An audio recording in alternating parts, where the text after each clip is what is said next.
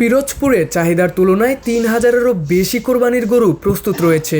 আর মাত্র কয়েকদিন পরই কোরবানির ঈদের দিন যত ঘনিয়ে আসছে ততই বাড়ছে পিরোজপুরের খামারিদের ব্যস্ততা। প্রাকৃতিক উপায়ে গরু মোটাতাজাকরণে জেলার ছোট বড় খামারে চলছে শেষ মুহূর্তের প্রস্তুতি। আসন্ন ঈদুল আজহা উপলক্ষে শুরু হয়ে গেছে কোরবানির পশুর হিসাব নিকাশ। মুসলিম ধর্মাবলম্বীদের ধর্মীয় উৎসবকে সামনে রেখে ব্যস্ত সময় পার করছেন পিরোজপুরের ৭ উপজেলার খামারিরা। এবার জেলাটিতে চাহিদার চেয়েও বেশি কোরবানির পশু প্রস্তুত রয়েছে। পিরোজপুরে এবার কোরবানিযোগ্য পশুর চাহিদা রয়েছে ২১,৮৯৯টি। এর বিপরীতে প্রস্তুত আছে ২৭,৪০৬টি পশু। উদ্ধৃত থাকছে ৩,৫৬০টি বিভিন্ন জাতের পশু, যা জেলার চাহিদা মিটিয়ে পাশের জেলাসহ ঢাকায় পাঠানো হবে বলে জানিয়েছেন খামারিরা। কোরবানির ঈদ উপলক্ষে জেলার বিভিন্ন খামারে হলস্টেইন ফ্রিজিয়ান, জার্সি ও দেশি জাতের গরু পালনে বেশি গুরুত্ব দিচ্ছে খামারিরা। তবে অবৈধ পথে গরু আমদানি ও গোখাদ্যের দাম বাড়ায় লাভ নিয়ে শঙ্কা রয়েছে স্থানীয় খামারিদের।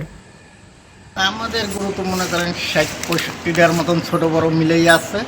খাবার দাবারের দামের দিকে গেলে অনেক কিছু, যে ভুসি আমরা ১১০০ টাকায় কিনছি সেই ভুসি এখন ২২৩০ টাকায় কেনা লাগে।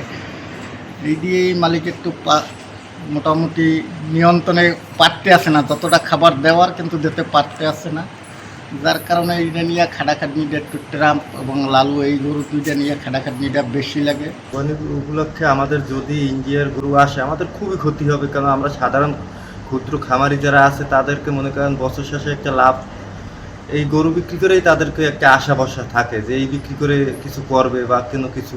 যদি বাহিরের কোনো গরু আসে তাহলে ক্ষুদ্র ব্যবসায়িক যারা আছে তাদের খুবই দুর্ভোগে পড়তে হবে। এই জন্য আমাদের অনুরোধ সবার কাছে যে বাহিরের গরু না আসে।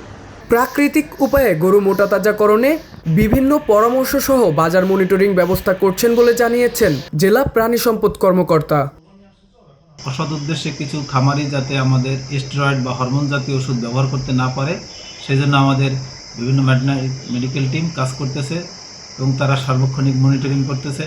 তো আমরা এই কুরবানি উপলক্ষে আমাদের প্রত্যেকটা হাটেও কিন্তু আমাদের মনিটরিং ব্যবস্থা থাকবে। সেখানে আমাদের ভেটেরিনারি মেডিকেল টিম কাজ করবে। যদি কোনো সেখানে অসুস্থ থাকে বা কোনো গবাদি পশু সেখানে এই ধরনের নিয়ে আসা হয় তা আমাদের সে বিভিন্ন ফিজিক্যাল টেস্টের মাধ্যমে সেগুলো আমরা বাদ দেওয়ার জন্য চেষ্টা করব।